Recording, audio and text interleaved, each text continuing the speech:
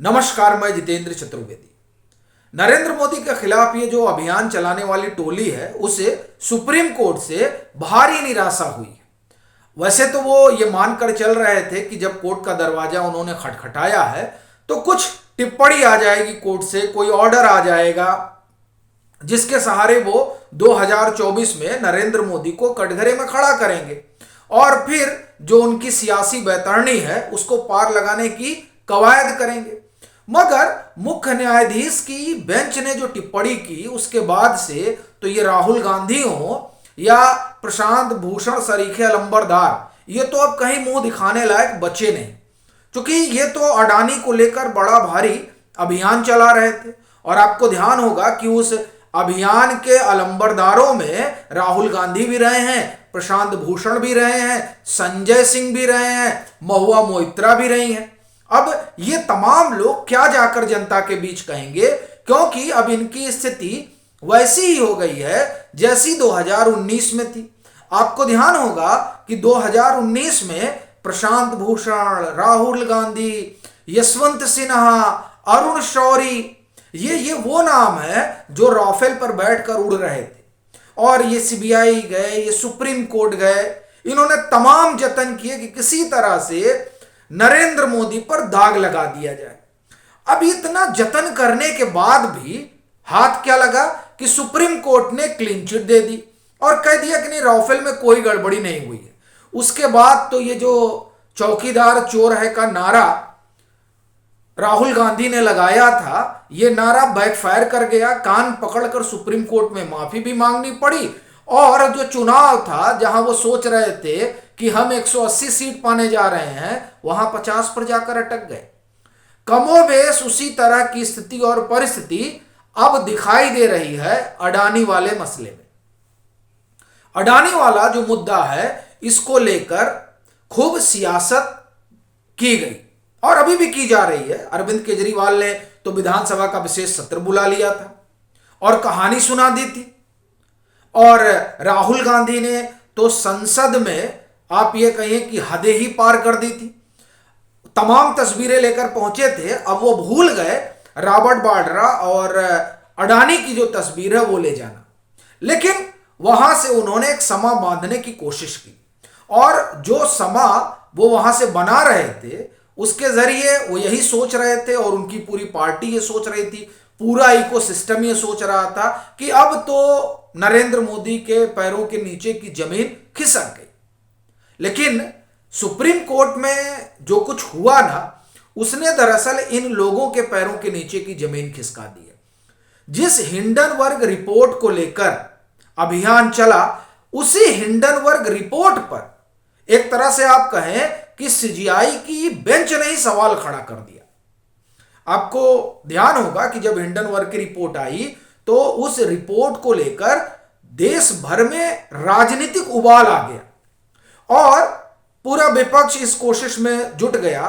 खास तौर से मैं बात करूं तो राहुल गांधी की और वो पूरा इकोसिस्टम जो भारत जोड़ो यात्रा में राहुल गांधी के साथ खड़ा दिखा था, वो ये बताने में लग गया कि साहब ये है अडानी और ये है नरेंद्र मोदी। ये दोनों लोग गुजरात के हैं और दोनों लोग जो है ये इनकी आपस में साठगांठ है और इसे नीचे तक पहुंचाने में पूरा जो इनके सोशल मीडिया का इकोसिस्टम है वो लग गया। अभी भी बहुतेरे लगे हुए हैं ये बताने में, मगर आप देखिए कि वो ये कोशिश करते रहे बताने की और मामला पहुंच गया सुप्रीम कोर्ट तक। सुप्रीम कोर्ट ने कमेटी बना दी कि साहब आप जांच करो और जांच करके जरा निकालो कि अडानी को फायदा पहुंचाया गया है नहीं पहुंचाया गया है। देखिए जो तमाम मामले हैं उसमें से 22 की जांच सेबी ने करके दे दी है। 24 है, उसमें से 2 मामले भी अटके हुए हैं। वो इसलिए अटके हुए हैं क्योंकि उसमें जो है उसमें विदेशों से सूचना ली जानी है और दरअसल विदेशों से सूचना लेने का एक तौर तरीका होता है। ऐसा तो है नहीं कि आप जाके डांट दीजिएगा और वो सब भेज देंगे। तो इस वजह से उसमें देरी हो रही थी। अब ये बात भी इकोसिस्टम को हजम नहीं हुई, फिर एक याचिका पड़ गई कि साहब देखिए ये जो है सेबी तो ठीक से काम ही नहीं कर रही, वो तो लेट कर रही है और ये सीधे सीधे जो है सुप्रीम कोर्ट की अवमानना है।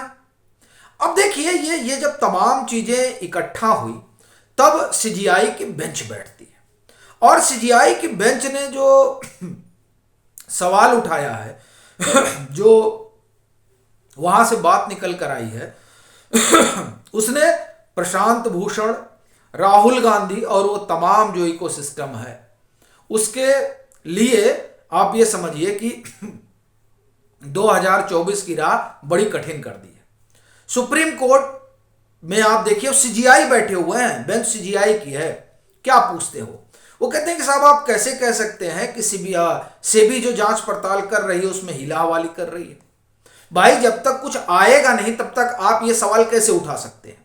हाँ, अगर आपके पास कोई प्रमाण हो कि सेबी जो है जांच पड़ताल में हीला हवाली कर रही तो दीजिए, हमको दिखाइए जरा, तभी तो हम कुछ कह सकते हैं कि नहीं सेबी जो है ठीक से जांच पड़ताल नहीं कर पा रही है। एक बात। दूसरी बात सीजीआई ने कही कि देखिए ठीक है हिंडनबर्ग की रिपोर्ट है, लेकिन हम इस रिपोर्ट को तो सबूत नहीं मान सकते ना। हाँ, हम इस रिपोर्ट से इनकार नहीं कर रहे हैं और दरअसल इसीलिए जांच पड़ताल भी बैठी है, लेकिन आप करें कि साहब जो है यही ब्रह्म वाक्य है तो ये तो नहीं हो सकता। ठीक है, उनकी रिपोर्ट है, इसमें कोई हर्ज नहीं है, लेकिन आप ये सबूत दीजिएगा ना कि अडानी ने गड़बड़ी की। और ये सवाल आप किससे मुख्य न्यायाधीश पूछ रहे हैं? चंद्रचूड़ साहब, प्रशांत भूषण से, सबसे बड़े अभियानी हैं। आपको तो पता ही है कि प्रशांत भूषण के पेट में एक अलग तरह का कब्ज रहता है। वो ईडी के लिए पहुंच जाते हैं, वो इलेक्शन कमीशन के लिए पहुंच जाते हैं। हर वो मसला जहां उनको लगता है कि नरेंद्र मोदी को घेरा जा सकता है और कांग्रेस के लिए कुछ जगह बनाई जा सकती है, उसके लिए वो पहुंच जाते हैं। अभी आप देखिए, एक बात मैं आपको और बताता हूं फिर आगे चलता हूं। पीछे खूब अभियान चल रहा था और उसमें प्रशांत भूषण भी शुमार थे कि देखिए ये दरअसल जो आम आदमी पार्टी खड़ी हुई है ना, इसमें संघ भाजपा की बड़ी भूमिका रही है। अब सबसे बड़ी बात यह है कि आम आदमी पार्टी के संस्थापकों में प्रशांत भूषण रहे हैं, तो क्या वो खुद को यह कह रहे हैं कि वो संघ भाजपा के जो है एजेंट हैं? वो ऐसा कह रहे हैं क्या? क्योंकि अगर आम आदमी पार्टी के संदर्भ में इस तरह की बात उनकी तरफ से आ रही है तो ये स्वाभाविक सवाल उठता है। हाँ, अभी अलग बात है कि वो अब ये कहा जा सकता है कि वो कांग्रेस की भाषा बोल रहे हैं, क्योंकि कांग्रेस और कांग्रेस का ककून तो यही कहता है। हालांकि इस बात को न कांग्रेस बताती है न कांग्रेस का ककून बताता है कि किस तरीके की भूमिका जो है अरविंद केजरीवाल की इनके नेशनल एडवाइजरी काउंसिल में रही, जो सोनिया गांधी की अगुवाई में बनी थी। तब यूपीए की सरकार हुआ करती थी।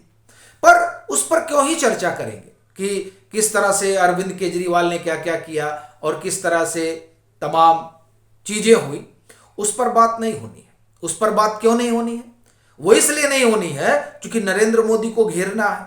अब जब नरेंद्र मोदी को घेरना है तो उन तमाम चीजों को अलग रखिए और हिंडनबर्ग की रिपोर्ट पर बात करिए, अडानी पर बात करिए, लेकिन सबूत मत दीजिए। बस सिर्फ माहौल बनाइए, चूंकि 2024 का चुनाव आ गया है। लेकिन अब इनकी क्या कहा जाए, इनकी बदकिस्मती देखिए। राहुल गांधी पनौती का अभियान चला रहे हैं, लेकिन सबसे बड़ी पनौती तो ऐसा लगता है कि उन्हीं के पीछे पड़ी हुई है। वो देखिए, उनको लेकर कांग्रेस का अपना एक स्पष्ट ढर्रा रहा है और ये 2014 से। और देखिए, कांग्रेस का ढर्रा छोड़ दीजिए, राहुल गांधी ने जब से आप एक तरह से कहें कि कांग्रेस की प्रत्यक्ष या परोक्ष तौर पर कमान संभाली है, तब से कांग्रेस जो है वो दहाई का आंकड़ा ही पार कर रही है। 3 डिजिट में नहीं आ पा रही, चाहे 2024 हो, माफ करिए, चाहे 2014 हो और चाहे 2019 हो। हाँ, 24 में भी 3 डिजिट तक जाएंगे, ये दिखाई नहीं पड़ रहा है। क्यों नहीं दिखाई पड़ रहा है? क्योंकि अडानी का मामला अब बैकफायर करने जा रहा है। क्यों बैकफायर करने जा रहा है? तो थोड़ा सुनिए कि सीजीआई ने क्या कहा। सुनवाई के दौरान सुप्रीम कोर्ट ने कहा कि हिंडनबर्ग की रिपोर्ट को सही नहीं माना जाना चाहिए। शीर्ष अदालत ने आगे कहा कि हिंडनबर्ग रिपोर्ट की सत्यता के परीक्षण का कोई साधन नहीं है, इसलिए हमने सेबी से मामले की जांच करने को कहा था। मुख्य न्यायाधीश की अगुवाई वाली खंडपीठ ने कहा, हमें हिंडनबर्ग रिपोर्ट को तथ्यात्मक रूप से सही मानने की जरूरत नहीं है। आगे सुनिए, इसके साथ ही मुख्य न्यायाधीश ने याचिकाकर्ता वकील प्रशांत भूषण से पूछा कि आपके पास अडानी समूह के खिलाफ क्या सबूत हैं? कोर्ट ने कहा कि हमें विदेशी रिपोर्टों को सच क्यों मानना चाहिए। हम रिपोर्ट को खारिज नहीं करते हैं, लेकिन हमें सबूत चाहिए। अब लीजिए, अब आप सोचिए कि हिंडनबर्ग की रिपोर्ट को सही नहीं माना जाना चाहिए, यह सुप्रीम कोर्ट कह रहा है। यानी अब राहुल गांधी क्या करेंगे? राहुल गांधी ने तो बड़ा भारी अभियान छेड़ दिया था। कांग्रेस की तो पूरी जो 2024 की राजनीति का आधार था, उस आधार को ही सीजीआई ने खिसका दिया। तो अब क्या दूसरे तरीके का अभियान चलेगा सुप्रीम कोर्ट को लेकर?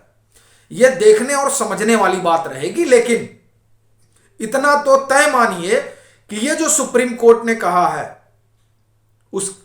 उसके बाद से तो अब कांग्रेस और राहुल गांधी का राजनीतिक भविष्य 2024 के लिहाज से क्या होगा, इस पर बहुत बड़ा सवालिया निशान लग चुका है।